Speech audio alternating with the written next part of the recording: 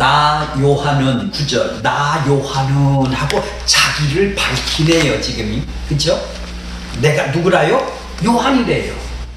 나 사도야. 나는 예수님이 3년 따라다녔어. 예수님 품에 있어서 나는 예수님이 다른 사도들은 전부 다 내뺐는데 나는 십자가에서 죽을 때 그 옆에까지 있었던 사람이야. 이렇게 안 하고 나는 너희와 누구 말하고 그랬지? 나는 너랑 동일한 형제 자매다라는 얘기죠. 남하고 차별을 안 하네요. 나도 너희랑 동일한 형제 자매라는 얘기예요. 나는 자매 형제다. 너의 형제. 그 형제는 뭐예요? 누구예요? 예수 믿는 사람들이죠. 예수 믿는 사람한테 있으니까 그 형제는 예수의 환난이 뭐예요? 예수하고 연합돼서 구원을 받았다면, 예수 안으로 들어왔다면 세상에서 마귀가 사고방식으로 살던 이 세상에서 살다가 예수 그리스도 안으로 들어왔단 말이에요. 어떻게 들어왔어요? 그분하고 같이 죽고 같이 살았다 이 말이죠.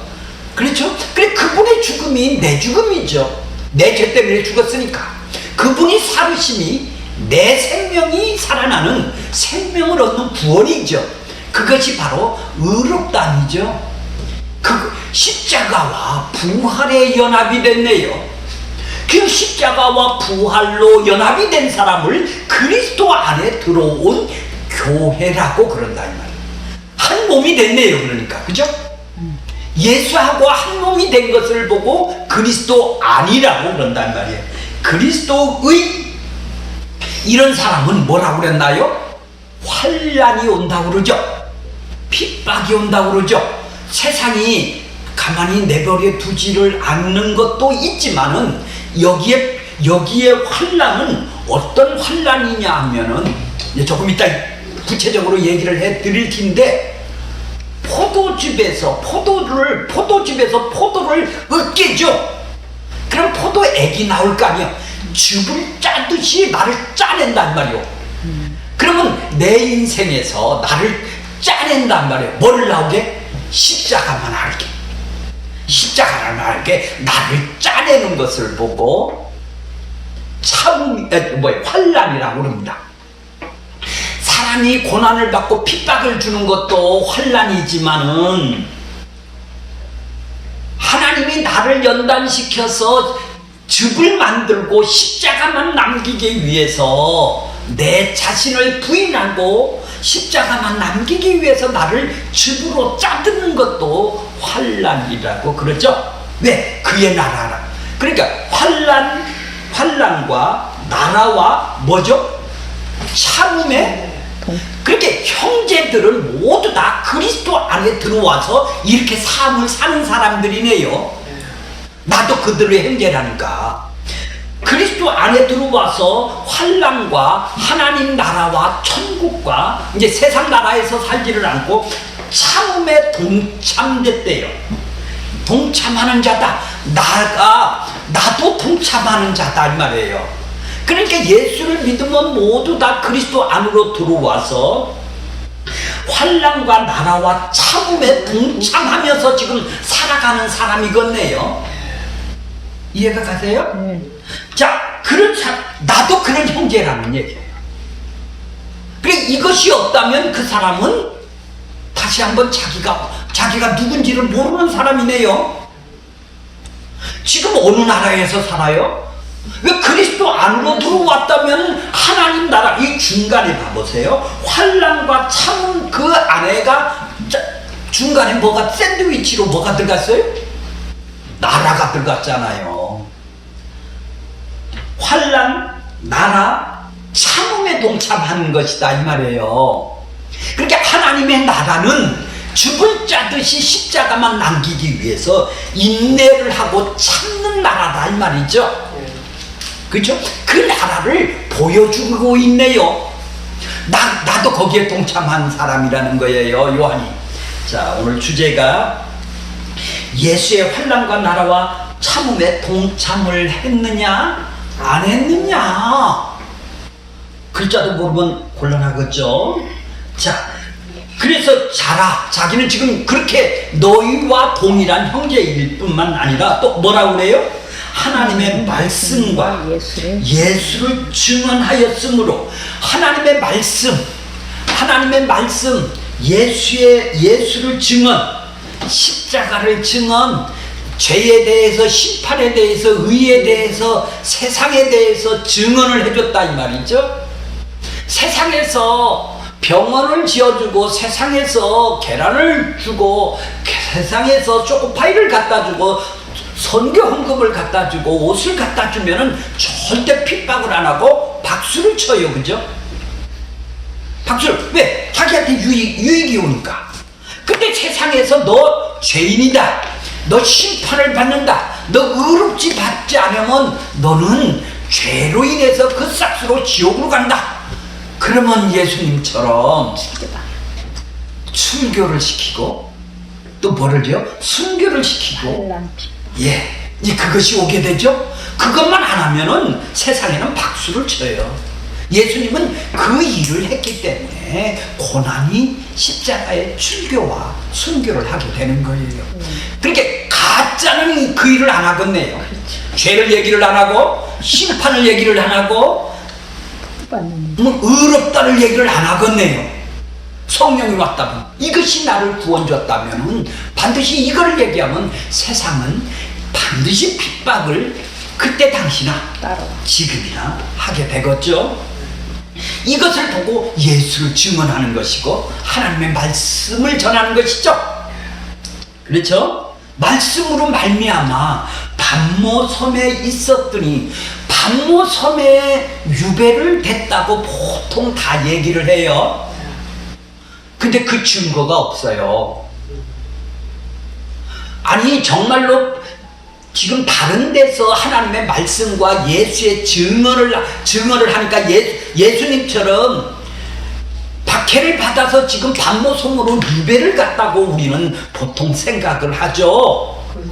그렇죠? 근데 그런 증거가 성경학자들이 지금 반모섬을 연구를 하는 사람이 거기가 로마의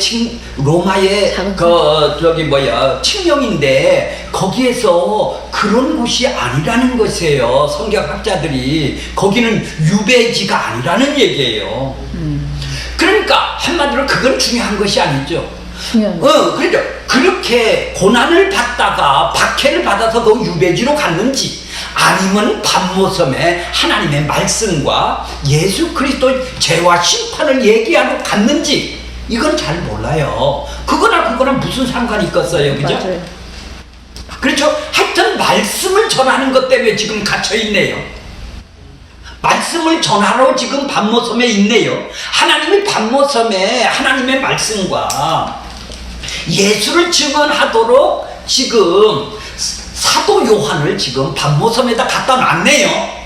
그것만은 분명하시죠. 그죠? 유배를 당해서 왔는지 아니면 이렇게 증언을 하러 왔는지는 잘 모르겠어요. 자, 10절 보세요. 주의 날에 내가 성령의 감동이 되어 내 뒤에서, 내 앞에서요? 뒤에서 나를 부르는 소리가 나는 거예요. 내 뒤에서. 그 소리가 뭐예요? 나팔 소리와 같은 큰 음성이다. 나팔 소리가 난대요. 나팔 소리와 같은 음성이라는 거예요. 나팔 소리는 아니라는 것이죠. 나팔 소리와 같은 음성이다 이 말이죠. 소리가 그렇게 컸다 이거야. 제가 할게요. 녹음하는데 그렇게 하지 마시고 내가 할게요. 그렇게 좀 현찮더라도 좀 이해를 하시고. 알았어요. 주의 날이 뭐예요 그러니까? 예수님 오시는 날이에요? 그럴 수도 있겠죠. 예수님이 다시 오시는 때를 먼저 보여줬으니까, 지금 보게 해주셨으니까, 환상으로라든지 하여튼 이상으로든지 보여줬으니까 그럴 수도 있어요. 주의 날. 그러면 우리는 주의 날을 지금 뭘로 지키는 거예요? 주일날 그러니까 주일날 예배를 보다가 말씀을 전하다가 이렇게 봤는지 뭐 했는지는 아니면 주의 날이 진짜로 그 예수님이 다시 오시는 그 주의 날 이것도 주의 날이라고 그래요. 아니 구원을 받았으면 예수님이 오늘도 오고 내일도 오고 모레도 오고 매일 구름을 타고 나한테 오면은 매일 주의 날이네요. 아 주의 날이 구름을 타고 맨날 성령님으로 나한테 오셔야 내가 십자가를 매일매일 되새겨야 이게 주의 날이잖아요. 저번 시간에 배웠던 그러니까 이 주의 날이 아무래도 뭐 꼭 일요일 날 환상을 봐야 된다, 일요일을 이렇게 지켜야 된다, 뭐 이런 개념으로 쓰지는 않았을 거예요. 뒤에서 나는 나팔 소리 같은 이것이 예수님의 소리겠죠. 마치 신의 산에서 하나님이 나팔 소리로 임하신 것처럼 모세에게 임하신 것처럼 지금 나팔 소리로 지금 사도 요한에게 임했네요. 그러니까 하나님이 임하는 것을 보고 나팔 소리라고 그래. 나팔에 대해서 조금 이따 좀 배우게 될 거예요. 하나님의 임재를 지금 그게 나팔 소리다 아니 하나님의 음성을 들렸다라는 거 아니에요. 그러니까 듣고 자 보세요. 오늘은 10절까지를 하겠지만 좀 밑에 나팔 소리와 같은 것을 뭐 했다고요 지금? 음성을 들은 뭐 귀가 있는 사람은 듣겠죠. 사도 요한이 들었다는 거예요. 사도 요한이 거기서 주의 날에 환상 속에서 이상 속에서 그 계시 속에서 계시로 하나님이 드러내 보여주신 거를 지금 내가 성령으로 감동되었다니까 성령으로 감동이 되었다니까 정신이 있는 것이죠. 나 정신이 없이 성령의 인도함을 지금 받고 있다라는 얘기예요. 그렇죠? 이 요한계시록은 이렇게 아주 제정신이 없이 내가 자기도 모르게 뭐 입신을 하고 이런 얘기가 아니라 성령으로 감동이 되어서 라는 말을 4번이나 쓰고 있어요. 이제 앞으로 조금 이따 배우게 될 거예요. 이렇게 성령이 있다니까 자기는 다 인식을 하고 있는 거예요. 성령에 의해서 지금 이루어지는 일들을 지금 보고 있는 거예요. 자, 뭐라고 그래요? 11절 보세요. 이르시되 네가 보는 것 지금 뭐예요? 들었고 보여줬네요. 이해가 가세요? 들었고 보여줬어요. 뭐를 보여줬어요? 하여튼 뭔가는 뭐야 내용이 뭔가는 모르겠어. 그죠? 보여줬으니까 보여준 거를 지금 쓰는 것이 아니겠어. 그러니까 보는 것을 네가 보는 것을 어디다 쓰래요? 이게 성경이에요. 두루마리에 써라. 이게 볼펜을 잡고 써라는 얘기요. 네가 듣고 본 거를 써라는 얘기예요. 볼펜으로. 이게 요한계시록이네요. 그냥 우연히 쓴 것이 아니고 단모섬에서 지금 나팔과 같은 큰 음성을 듣고 보여준 것을 지금 쓰는 것이 아니겠어요? 그러면서 뭐라고 그러냐면은 그걸 써서 내가 보여줬으니까 이걸 써서 어떡하라고요? 7교회에 보내라. 그렇죠. 7교회에 보내는 거예요. 그러니까 8교회면 안 됩니까? 하나님의 교회는 완전하다. 그렇죠. 그런 얘기예요. 자, 그런데 이제 그래서 본 거를 쭉 쓰는 거예요. 누가 지금 보여주신 거를 쭉 쓰는 거예요. 12절 보세요. 몸을 돌이켜 나에게 말하는 음성을 네가 귀를 듣고 그걸 알아보려고 돌이킬 때에 7 큰 촛대를 보았는데 이제 7 큰 촛대 사이에서 13절 7 큰 촛대 사이에서 인자 같으니 인자는 사랑과 같으니 이런 거예요. 다니엘서 7장 13절에 전번에 배웠죠. 인자 같은 이를 배우셨죠? 네, 그 인자 같으시니까 발에 끌리는 옷을 입고 무슨 도포를 입은 거겠죠? 또 가슴에는 뭐를 띄어요? 자, 자, 이제 다음 시간에 요거는 배울 거예요. 이런 모습으로, 이건 다 상징적인 거겠죠? 다 다니엘서나 구약에 나오는 상징을 얘기를, 인자의 모습을 지금 본 거를 지금 쓰는 거예요. 인자의 어떤 모습으로 나한테 얘기를 해주셨는지 쓰는 거예요. 자, 그걸 이제 다음 시간에 보고, 자, 오늘은 9절, 10절, 요 두 구절을 하겠습니다. 자, 원고를 보겠습니다. 원고 갈게요. 요한계시록은 신비한 비밀을 푼다는 생각으로 본다면 어떻게 해요? 야, 이거는 내가 하는 일이야, 그죠? 666표를 맞아야 된다, 안 해야 된다. 이건 전부 다 행함을 발동을 시키네요. 행함을 유발을 시키는 것이 되겠죠? 뭘로 본다면? 비밀을 푼다라고 보면 이건 특별한 사람만 푸는 거야, 이렇게 본다면 그렇다는 말이에요. 죄에 대해서, 심판에 대해서, 의에 대해서 아는 성령이 온 사람은 다 이해할 수 있도록 해놓으신 거네요.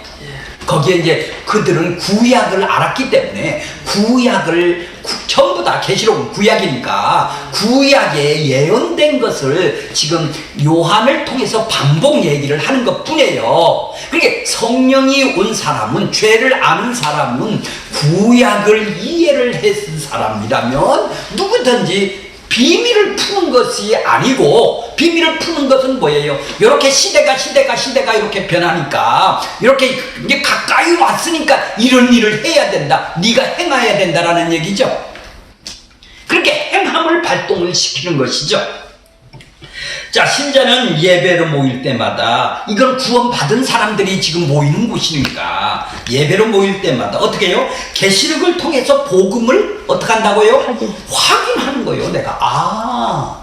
내가 이런 존재였었구나, 이런 존재구나를 확인하는 거예요. 하나님께서 이미 생명의 구원을 받은 신자에게 직접 나타나서 직접 말씀을 주시면 될 텐데 왜 기록된 말씀을 주셨는가요?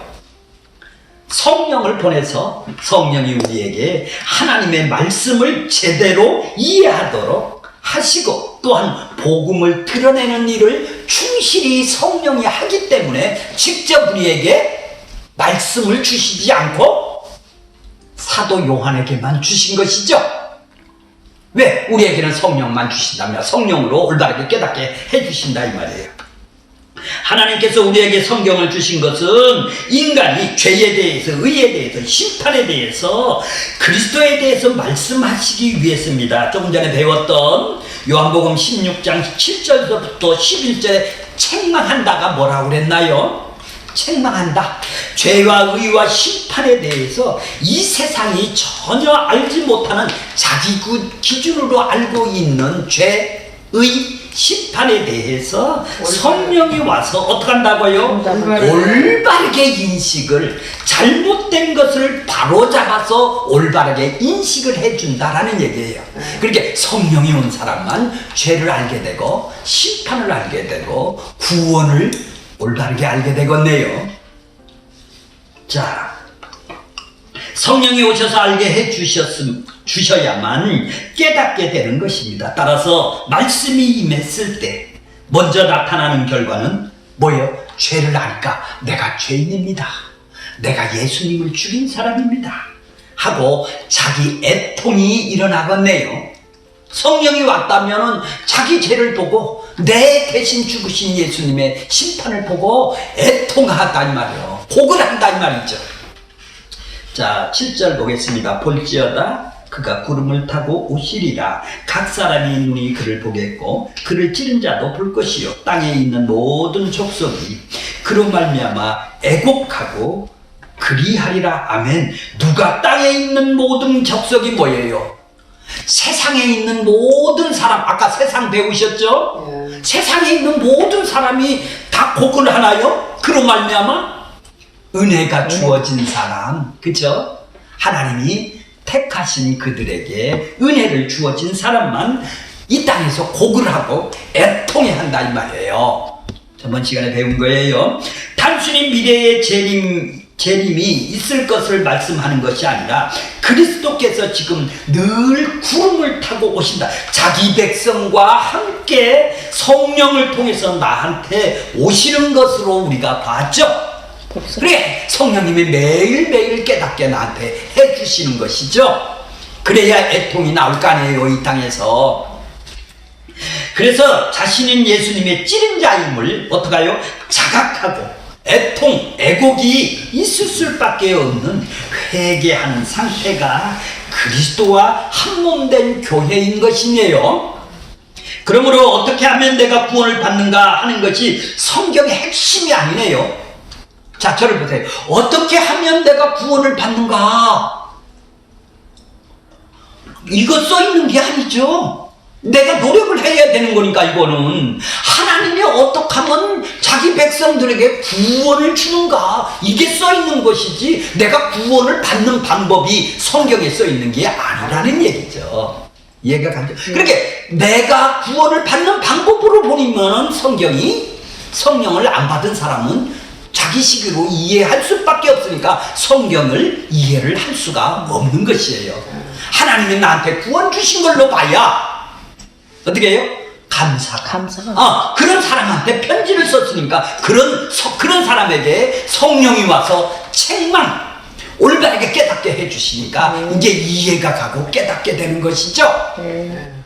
그러니까 성경은 내가 어떻게 구원받는 것인가를 써있는 게 아니단 말이에요.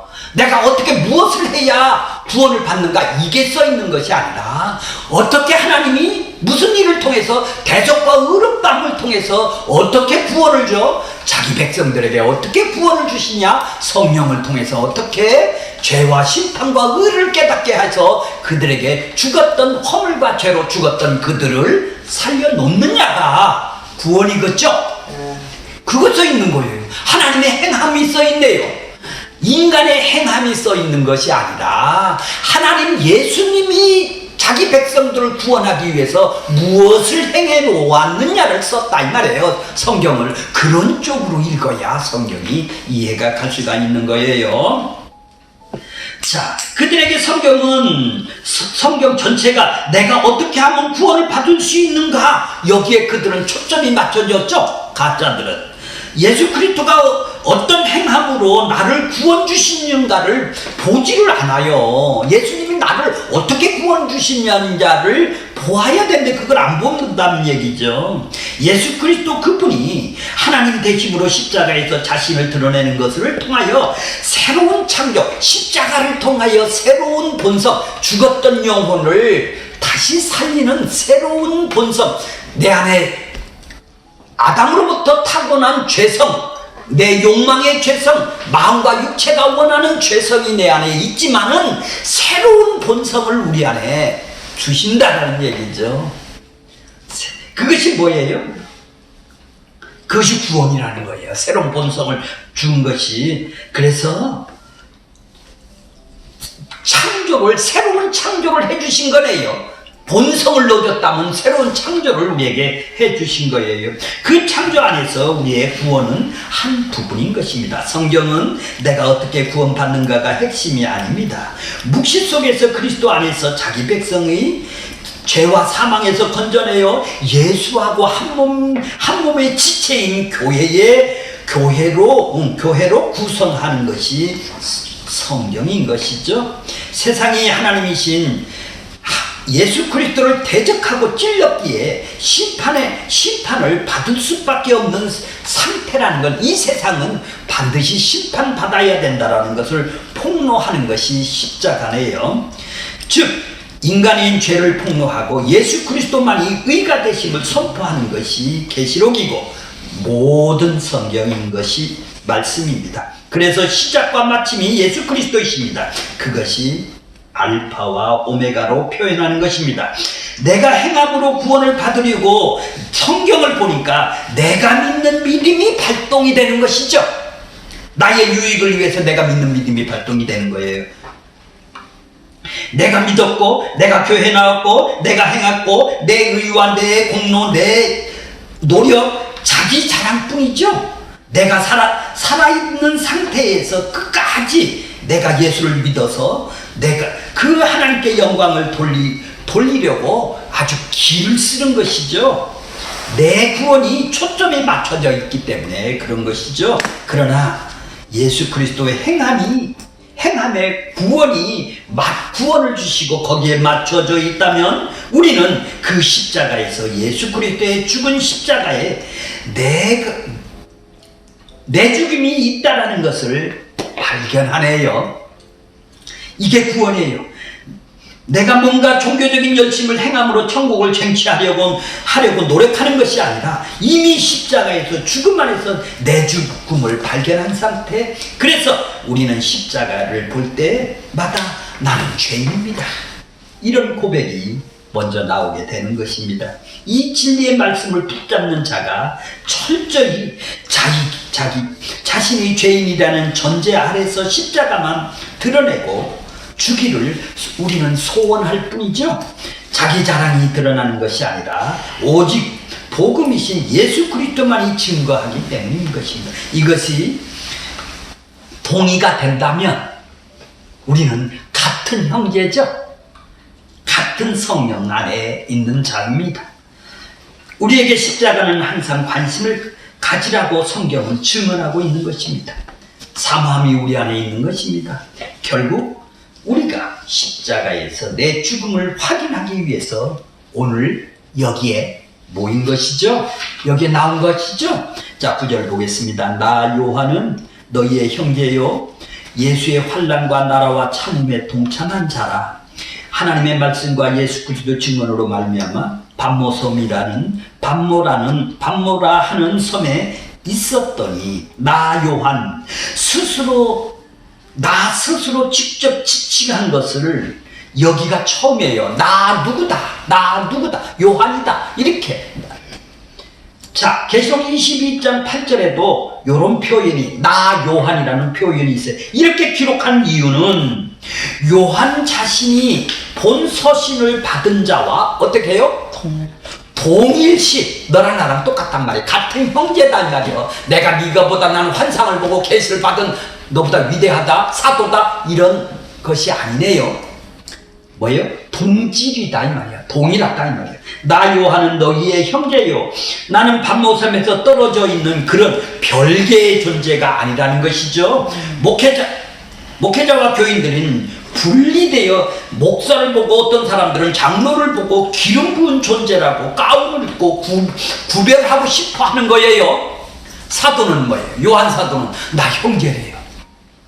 그들하고 동질이 가고 싶단 말이에요. 사도라고 표현을 안 하고.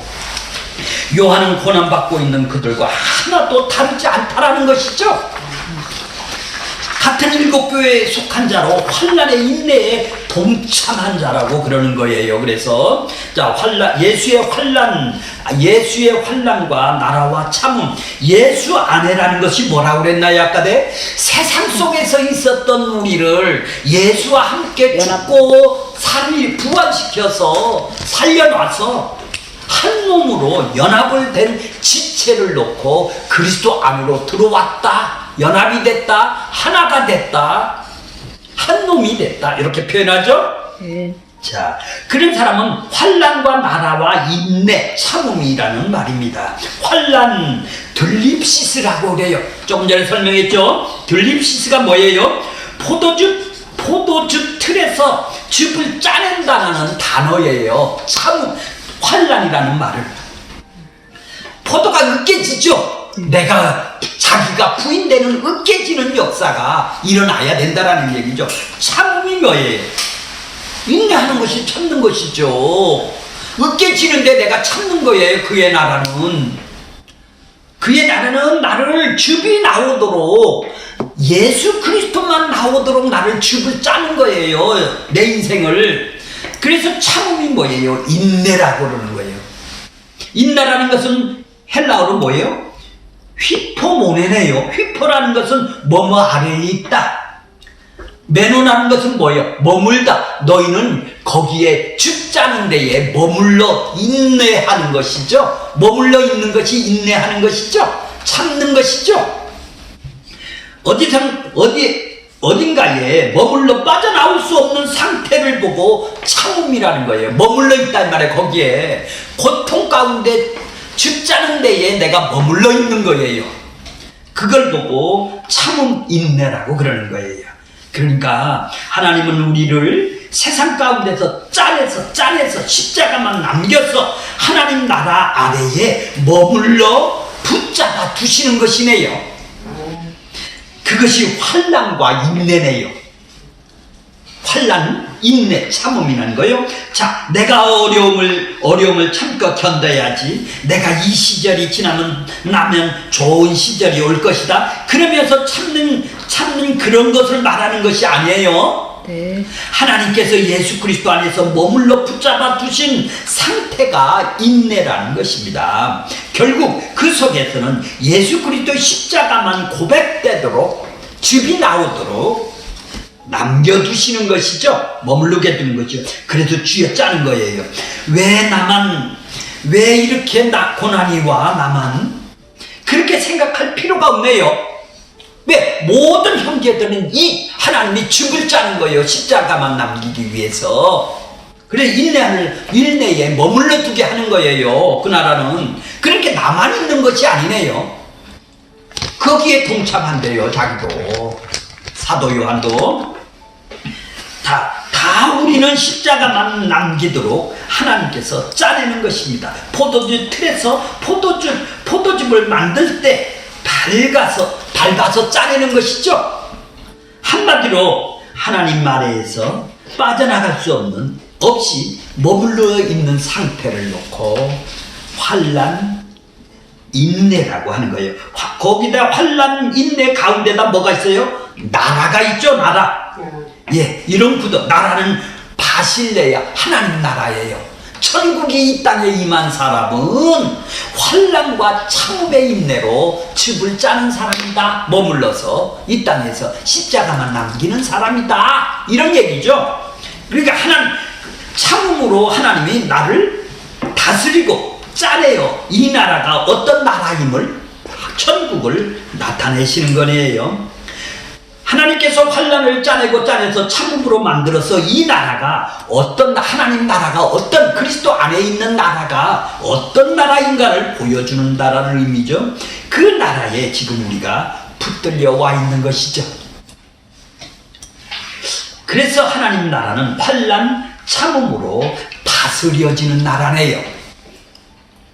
그 당시 초대교회 상황은 핍박이 심하게 받는 상황이었습니다. 사도 요한은 비록 patmos에 있지만 핍박을 받고 있는 여러 성도와 같은 상태에 놓여 있다라는 것이요. 그래서 사도가 표현하기를 너희 형제 이러는 거예요. 형제라고 표현을 하면서 예수 그리스도 안에서 환난, 나라, 참음에 함께 한다고 지금 같은 형제로 얘기를 하는 거예요. 비록 서로 몸은 떨어져 있을지라도 예수 그리스도 안에서 함께 환난 참음으로 그 나라의 다스림에 동참된 자들이 주의 몸된 교회네요. 거기다 밑줄을 치세요. 주의 몸된 교회는 이게 참음이 있는 것이다. 이것이 주의 날에 살아가는 성도들이네요. 아니 부활하신 주님이 지금 나 안에서 살아계시니까 매일매일 주의 날이에요. 전도사가 아니라 목사가 아니라 같은 형제라는 거예요. 우리는 사도 요한 사도가 여러 환난을 받고 이 책을 기록하여 환상을 받고 전했을 때 patmos섬에서 있었다는 것입니다. 흔히 로마 시대의 당시 patmos섬은 이제까지 유배지였다고 들어왔지만 누가 그런 말을 했는지는 확인할 역사적 근거가 없다라는 것이 최근 성경학자들의 결론이에요. patmos섬의 유배지가 아니었을 수도 있다는 얘기입니다. 어떤 이유인지는 정확하게는 알 수 없지만 분명한 것은 사도 요한이 하나님의 말씀과 예수 그리스도를 증언하기 위해서 하는 일로 인하여 patmos섬에 있었다는 것입니다. 하나님의 말씀과 예수 그리스도에 대해서 증언하도록 하나님께서 사도 요한을 patmos섬에 두신 것만은 틀림이 없다라는 뜻이죠. 자, 부활하신 주님이 베드로에게 나타나서 네가 원하지 않는 곳에서 띠띠우고 원치 않는 곳으로 가게 될 것이다, 이렇게 요한복음의 끝에 가면 있어요. 그 주도권이 누구한테 있다라는 것이에요? 예수 그리스도한테. 네가 띄운다라는 것은 누가 띄워요? 네가 가는 게, 네가 원하는 대로 가는 게 아니라 내가 원하는 대로 간다라는 얘기죠. 그것이 인도함을 받는 거예요. 지금 그러니까 참음과 인내, 참음과 환난과 참음 속에 그 나라가 지금 어떻게 가요?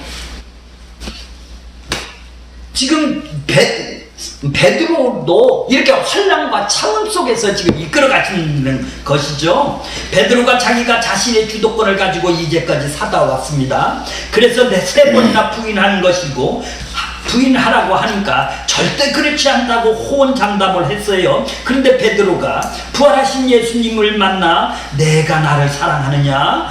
베드로 고백은 어떻게 했어요? 내가 주를 사랑하는 것은 다 이제까지 얘기했던 것은 뻥입니다. 거짓말을 한 겁니다.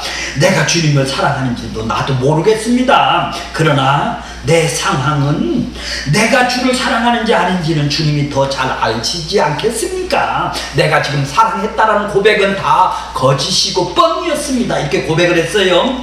그래서 주님이 하신 말씀이, 이제는 내가 원하는 대로 살 것이 아니라 내가 원하는 대로 내가 너를 띄우고 끌고 갈 것이라고 말씀을 하신 것이죠. 그러니까 예수님의 품에 있던 요한이 시기가 나서 제자들에 대해서 제자들이 물어봐요.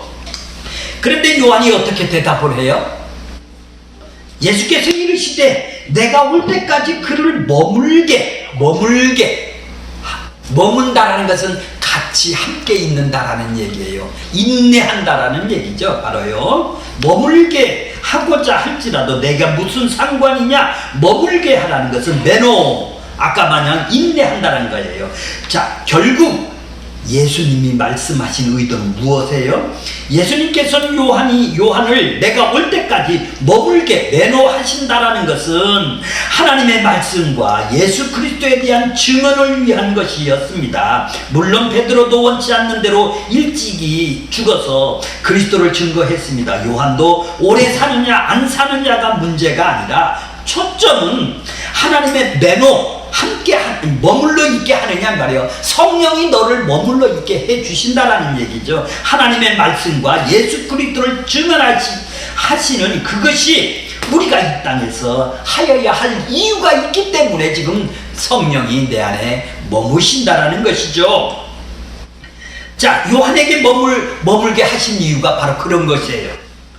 왜 하나님께서 믿음 즉시 천국을 데려가서 왜 이 땅에 고생하게 만들었습니까?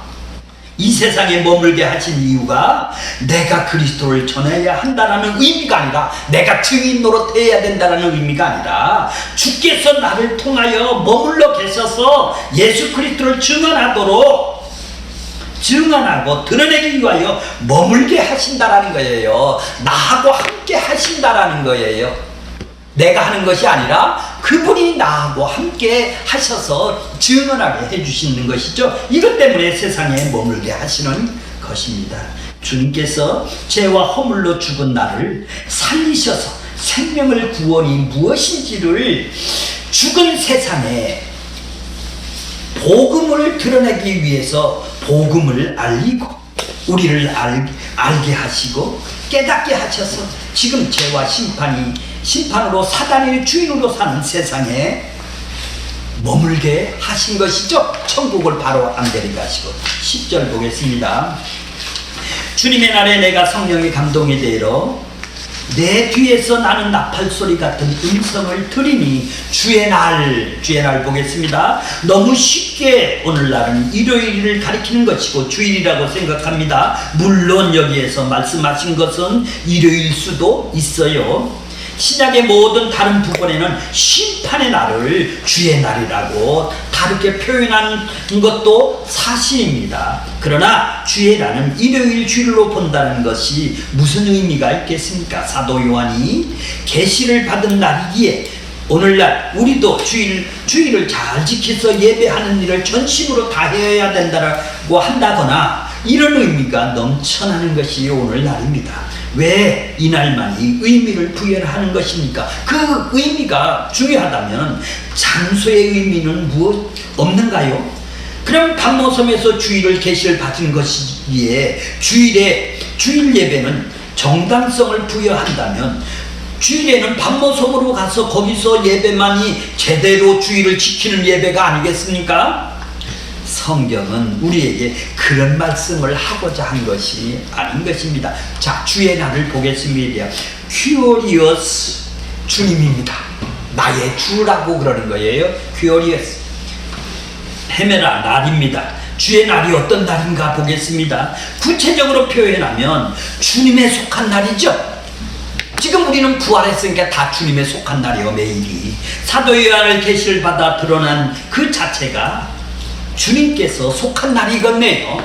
이런 점에서 단순히 일요일이 주일이라고 생각하기보다는 묵시 안에서 전하는 메시지라는 뜻을 담고 있는 표현인 것입니다. 이런 점에서 성경은 다르게 주의 날에 대한 말씀을 보면 다음과 같습니다. 자, 주의 날은 보세요. 베드로후서 3장 10절에 보면 그러나 주의 날이 어떻게 온다고요?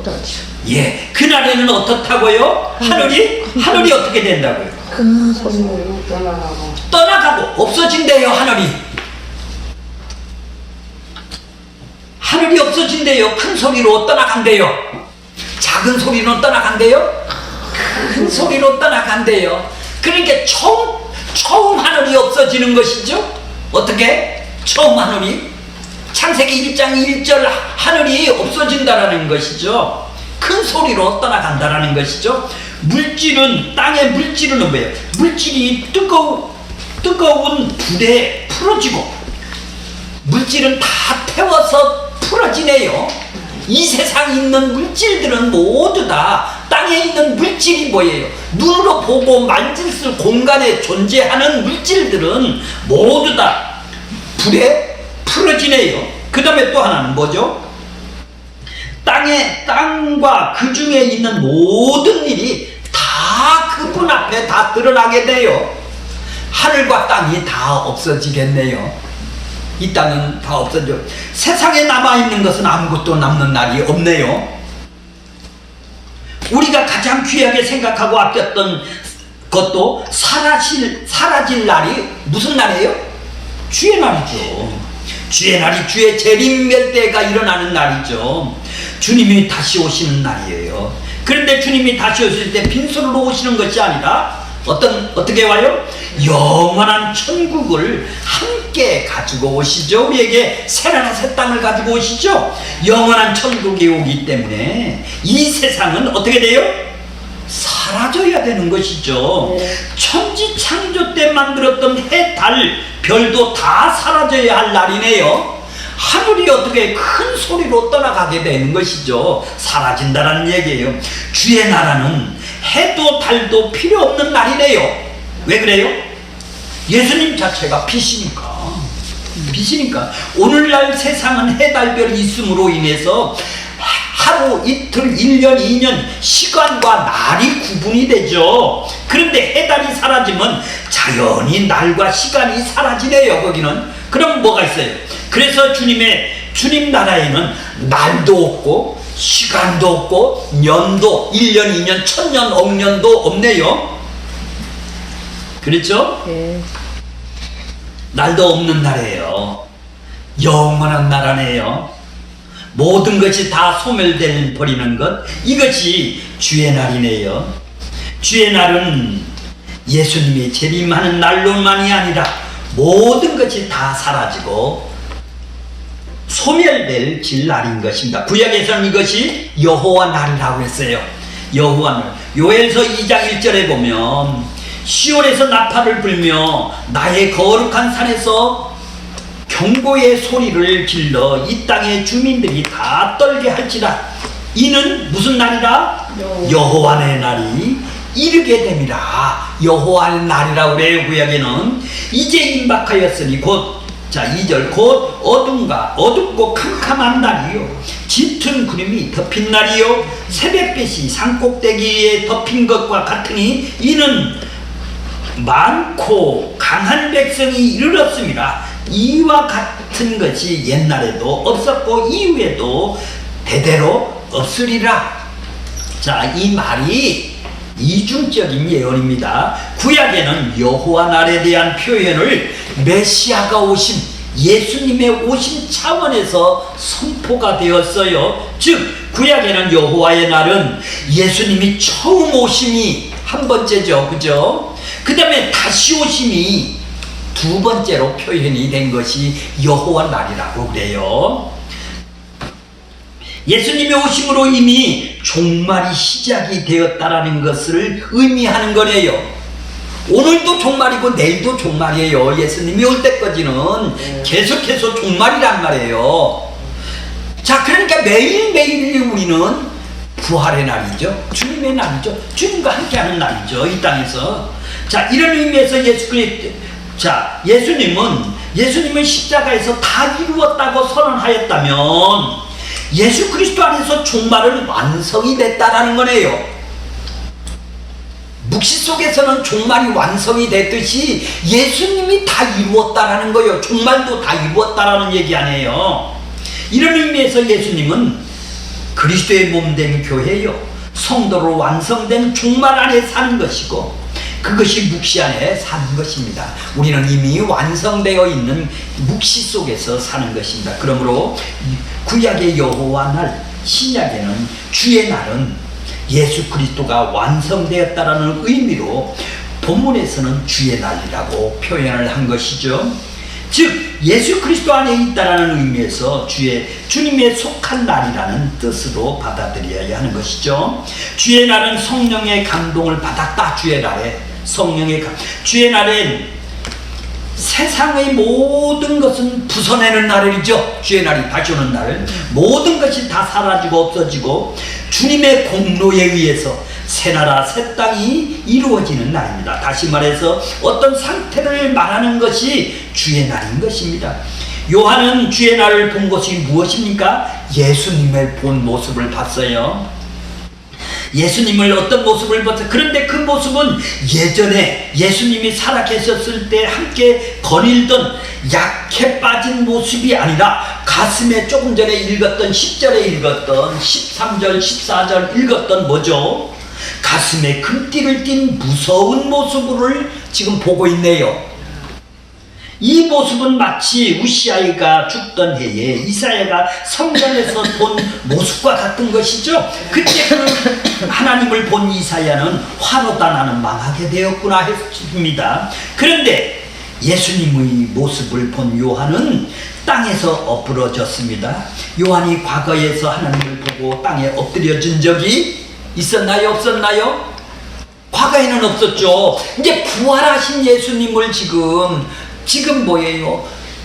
하나님이 보여주시는 묵시 속에서 보시는 예수님을 보니까 지금 땅에 엎드려지는 거예요. 과거에 함께 다니시던 예수님을 만났을 때는 반가워했는데 왜 땅에 엎드려집니까? 그것은 전혀 다른 모습으로 다른 모습이 예수님이기 때문입니다. 얼굴 모습이 다른 것이 아니라 전에 새로운 모습으로 예수님을 만났다라는 것이죠. 요한은 예수님을 만나고 자신이 심판하시는 예수님을 알게 된 것이죠. 심판주로 주의 날에 오시는 것을 모습을 본 것이죠. 그래서 땅에 엎드렸던 것입니다. 이사야 선지자가 하나님을 만난 그 모습으로 돌아간 것입니다. 그것이 주의 날입니다.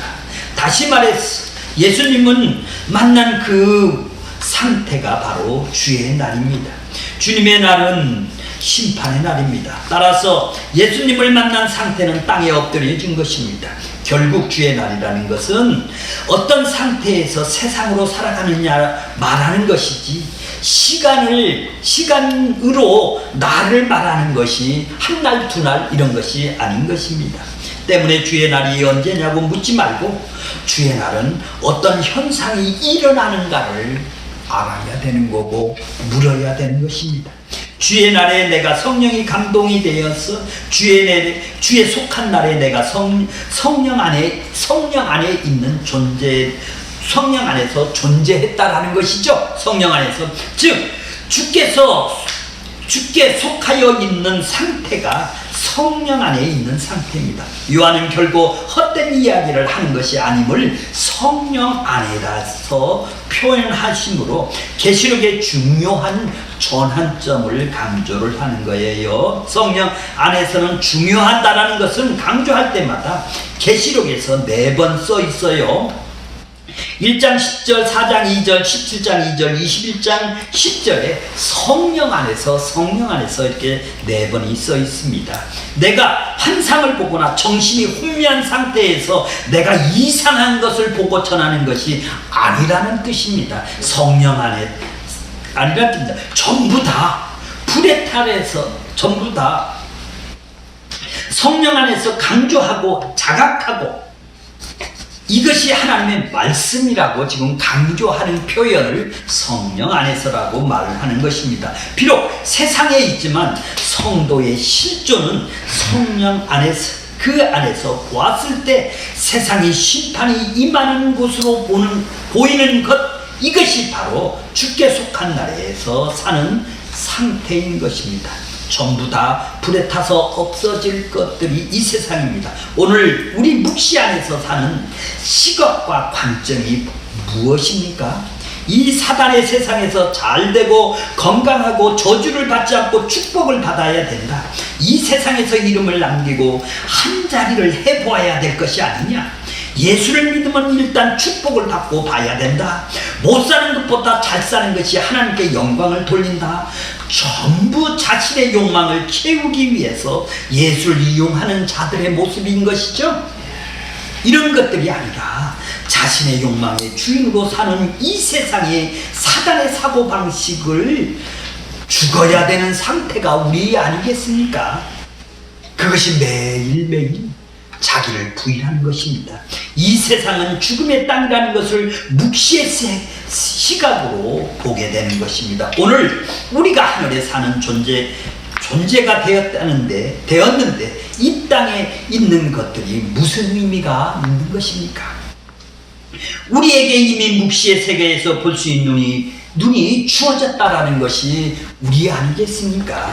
내 뒤에 나는 나팔 소리 같은 음성을 들으니, 나팔을 보겠습니다. 나팔 때 구약에는 언제예요? 전쟁이 날 때, 왕이 출현이나 등극을 할 때, 제의적인 경사가 있을 때 사용되었는데, 특히 하나님께서 신의 산에서 임하여 언약의 말씀을 주실 때 성경이 이렇게 기록하고 있습니다. 출애굽기 19장 16절에 보면, 셋째 날 아침에 우레와 같은 빽빽한 구름이 산 위에 있고 나팔 소리가 매우 크게 들리니, 뭐가 들렸어요? 산 위에 나팔 소리. 나팔 소리가 어떻게? 작게 들려요? 크게 들렸어요.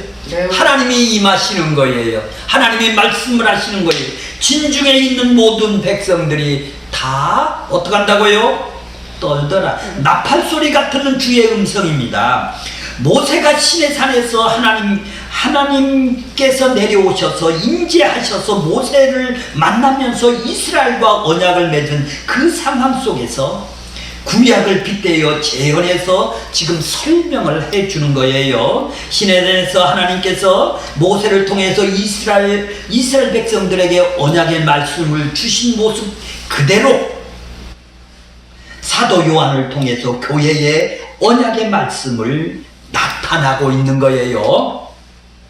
구약의 이스라엘에게 주신 언약의 말씀이 온전히 성취되어 새로운 이스라엘인 7교회의 계시의 말씀으로 전해진다라는 것을 신의 산 상황으로 보여주신 것입니다. 다시 말해서 신의 산에서 언약을 주신 하나님이 예수 그리스도이심을 분명히 보면서 나팔과 같은 소리, 예수님이 지금 나팔과 같은 소리, 구약의 신의 산에서 하나님이 임재하시는 나팔과 같은 소리, 언약을 성취하신 일곱 교회에 말씀하신 것입니다. 일곱 교회에서 언약의 말씀을 주시느냐? 일곱 교회가 그리스도 몸이기 때문에 그런 것입니다. 시내에서 이스라엘에게 언약을 주신 그 하나님이 이 땅에 오신 예수 그리스도이신 것입니다. 예수 그리스도가 한 몸 된 교회가 어떤 존재입니까? 우리는 분명히 마음의 세계가 되는 것입니다. 자, 결론적으로 오늘 우리 본문의 의미를 이제 나를 위해서 살아가는 것이 아니라 하나님의 말씀과 그리스도를 증언하도록 드러내는 일에 하나님께서 우리를 어떻게 붙들고 계신다? 붙들고 이끌어 가신다. 어떻게? 참음으로, 환난과 참음으로 우리를 이끌어 가시는 것이죠. 이것이 세상에 머물게 하신 이유인 것입니다. 머물러 있는 것이 전부가 아니라 휘포몬으로 바뀌어지는 것입니다. 인내로 머물러 있는 것. 그래서 인내와 고난이 있을 수밖에 없는 것입니다. 내가 이렇게 오래 참아야 되겠지가 아니라 성령께서 우리의 복음 안에서 머물도록 붙잡아 두시고 이끌어 가시는 것입니다. 오늘 우리는 끌려가는 머물러 있는 이 세상에서 십자가를 날마다 확인하는 은혜가 주어져 있지 않으면 우리는 안 되는 것입니다. 현실적으로 주의 날 반모섬에서 두셨지만 실제로는 이 묵시 안에서 환난과 참음에 거하게 하심으로 하나님 나라가 어떤 것인지를 지금 사도 요한이 보여주고 있는 것이죠. 계시록의 독자들이 지금 그들이 동참한다고 얘기를 하고 있는 것이죠. 자, 요한이 거하는 반모섬과 같은 이 세상에서 마태복음 10장 16절에 내가 너희를 어디로 보낸같이 보냄이 양을 어디로? 이 가운데로 지금 보냄과 같이 보낸다는 말씀을 하는 현장이 이 세상인 것입니다. 그래서 성도는 환난과 인내 가운데 있지만 성령 안에서 주의 날에 속하여 그 나라를 다스림을 받는 상태인 것이 아주 분명해야 되는 것입니다. 그러므로 우리는 십자가의 길을 가는 것이 말씀과 예수 그리스도를 증거되는 은혜로 확인하고 또 확인하는 우리 모두가 되기를 원하는 것입니다.